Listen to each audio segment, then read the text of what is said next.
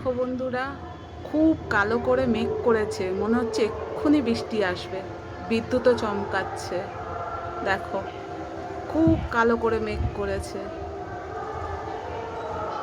দেখো বন্ধুরা, যে যেখানে আছো খুব সাবধানে চলে এসো, পারলে তাড়াতাড়ি চলে এসো। দেখো, বিদ্যুৎ চমকাচ্ছে, মেঘ করেছে, এবং টিভিতে নিউজে শুনছিলাম যে আজকে একটু ঝড় বৃষ্টি হবে।